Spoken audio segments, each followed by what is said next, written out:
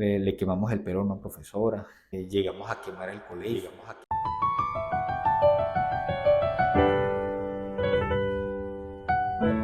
Cordial saludo para todos, Dios les bendiga. Hoy estamos una vez más en Testimonios de Vida. Aquí tenemos el honor de presentar a nuestro amigo. Rodrigo Sánchez, es un placer estar con ustedes nuevamente. Y también es un placer y un gran honor tener a nuestro hermano, nuestro pastor distrital del municipio de Turbo. Manuel Mogollón, un placer para saludar a cada uno de los amigos que nos están viendo a través de esta corta grabación. Muy bien, pastor. Para dar inicio a esta entrevista, primero quiero darle las gracias a usted y también al Señor porque nos permite conocer acerca de su vida y de cómo fue usted en su juventud. Usted previamente nos había contado un resumen de su historia, por eso yo quiero preguntarle, ¿qué tan difícil fue para usted ser el único cristiano en su casa, siendo tan joven y sabiendo que ni sus padres ni sus hermanos lo eran? Bien, pues no tengo mucho tiempo en la iglesia, ¿no? Tal vez unos 30 años. Yo creería que es poco corto el tiempo, pero estar en la iglesia desde muy joven y que mi familia no compartiera la fe fue bastante complicado, fue muy duro. Llegué a en algún tiempo en abandonar el saber que no, que en esos momentos de debilidad, que la fe no te sostenía. Es bueno tener un padre que ora por ti, unos hermanos que te llevan a la iglesia. Fue bastante complicado, fue muy duro. Sin embargo, tenía muy buenos amigos en la iglesia, en el club, en el ministerio juvenil, sociedad de jóvenes, y eso era lo que me impulsaba a mantenerme en la iglesia. Recuerdo que cuando me bauticé un 16 de mayo en unas campañas. Era el año de 92 por allí, 93. Y resulta que cuando yo me bauticé, llegué a la casa al mediodía y recuerdo que mi mamá me mandó a comprar queso a la esquina. Y yo fui a comprar queso, porque pues yo estaba como que todavía como muy inocente y así fue constantemente hasta que poco a poco ya yo fui agarrando un poco de madurez. Pero sí veía que tenía compañeros que tenían sus padres en la iglesia, que sus papás los regañaban o porque llegaban tarde a la iglesia, o porque estaban detrás de la iglesia hablando, o porque no estaban adentro. O sea, esa reprensión sana que a veces es necesaria, pues yo no la tenía. Entonces, sí fue bastante duro. Lo que no sabía es que Dios tenía muy buenos planes conmigo, a pesar de ser el único adventista en mi casa. Es verdad que muchos jóvenes se encuentran así, son únicos creyentes en la casa y es un camino difícil por recorrer. Pastor, yo quiero preguntarle nuevamente, usted nos cuenta que en su adolescencia nos expresaste que fuiste tremendo, nos contaste que eras tremendo en el colegio, en la iglesia. ¿Qué nos puedes contar acerca de eso? Bueno, yo creería que aquí podíamos tardar bastante tiempo, ¿no? Si me pongo a recordar todas las anécdotas que hicimos en el colegio y en la iglesia, fueron bastante. Yo, como les comenté, nunca fui un joven que salió a beber y salió a bailar, a fiesta, llegaba tarde en la casa, no, para nada. Nuestras tremenduras eran dentro de la iglesia y en el colegio, pero tremenduras grandes, muy grandes. Recuerdo que en muchas ocasiones me llegaron a expulsar del colegio, a un compañero y a mí, que también es pastor ahora. Muchas veces nos botaban del colegio. Yo recuerdo que cuando me expulsaban del colegio mi mamá no se daba cuenta, porque yo salía al siguiente día con mi morral, como si fuese a clase, pero me tenía que quedar por allá en una esquina porque no me daba acceso al colegio. Recuerdo que una vez le quemamos el pelo a una profesora. También llegamos a quemar el colegio. Y el colegio no se enteró de esa tremendura hasta que me invitaron ya como pastor a tener una semana de oración allí. Y ahí confesamos el delito que habíamos cometido años atrás. Ese tipo de tremenduras que uno dice, wow, sí son graves, pero todas en el marco de la iglesia. ¿Sí? Pero sí fue bastante tremendo. Y le doy gracias al Señor porque habían personas que sí te criticaban muy duro. Este, Había un sobrenombre, el hijo de Belcebú. Varias veces llegué a escuchar esas frases, ese título. Y habían personas que no apostaban nada por uno, nada, nada. Pero hay unas que más adelante tal vez puedo mencionar con nombre, que sí creyeron a pesar de lo que uno, de la reputación que uno se había ganado. Pastor, en medio de todas esas travesuras, ¿llegaste a ser censurado en algún momento? Bueno,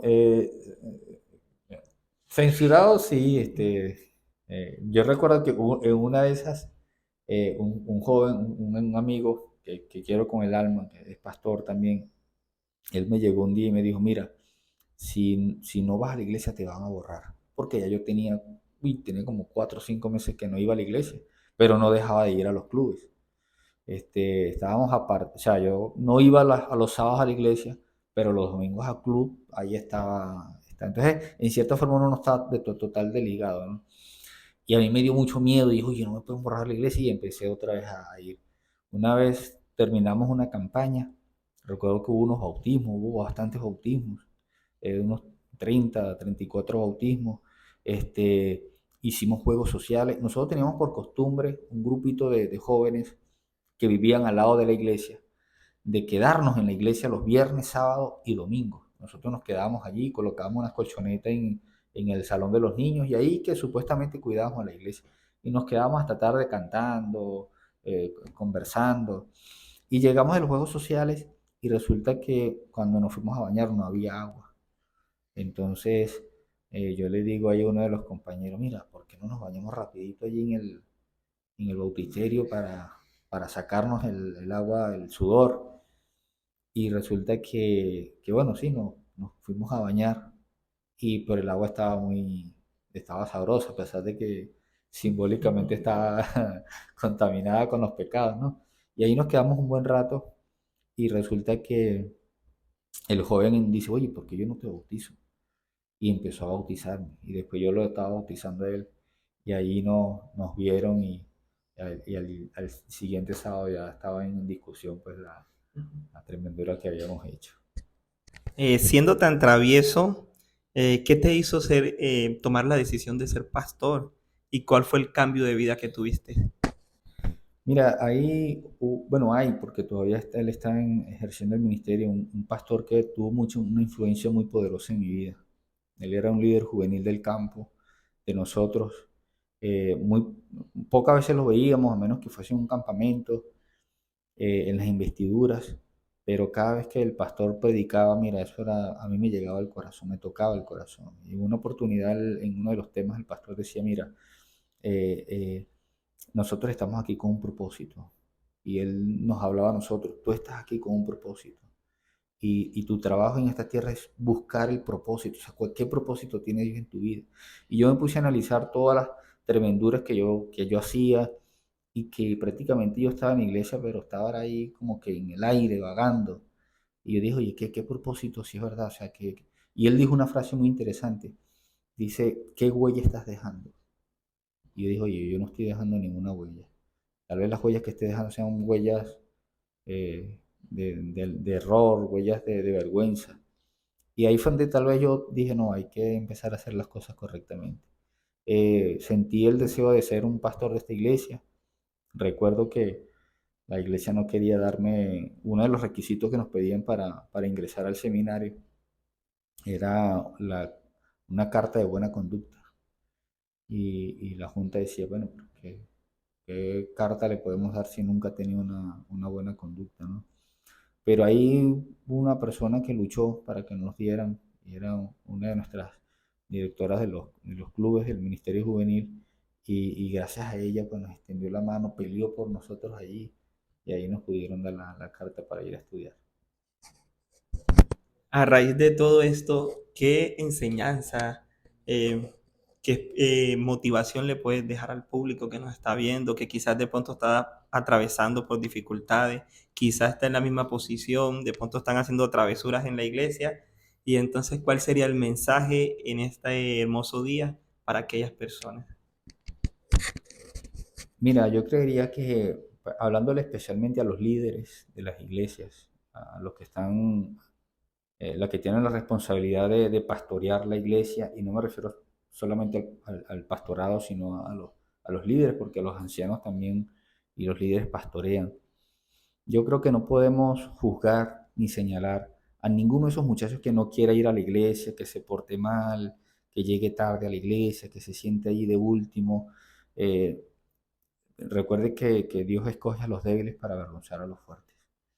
Y yo creo que mi experiencia, si no hubiese sido por ciertas personas que Dios colocó en el camino y que pelearon por nosotros y que creyeron en nosotros, o especialmente en mí, cuando todos decían, mira, ese va a ser un fracasado, eso no va a llegar a ningún lado. Esa persona me apoyó, me dijo, mira, tú puedes lograr, tú puedes llegar a ser una persona útil para el servicio de Dios. Y yo creo que tal vez en mi inocencia pensé, mira, si quiero servirle al Señor, tiene que ser a través del ministerio. Tal vez el Señor me agarró por esa... después me enteré que había muchas maneras de servir al Señor, no necesariamente siendo pastor, ¿no? Pero, pero lo que yo pude aprender de todo esto es que cuando yo veo un muchacho que está mal en la iglesia, yo no lo puedo señalar. Lo veo como un gran líder después, el día de mañana, porque fue mi experiencia. Y esto es un llamado para cada uno de los hermanos, de los amigos que posiblemente nos estén viendo y que tienen tiempo sin ir a la iglesia o que nunca han pisado la iglesia y decir, mira, yo nunca podré ser un instrumento del Señor. Dios escribe derechos sobre líneas torcidas. Dios escoge lo débil para avergonzar a lo fuerte. Y tú puedes ser una de esas personas que el Señor utilice para avergonzar y para dar testimonio del poder que Dios ha hecho en ti. Yo creo que el primer paso que tenemos que dar es tratar de buscar al Señor. Y eso fue lo que yo hice, tratar de buscarlo y Él fue a mi encuentro y me rescató y me mostró el camino.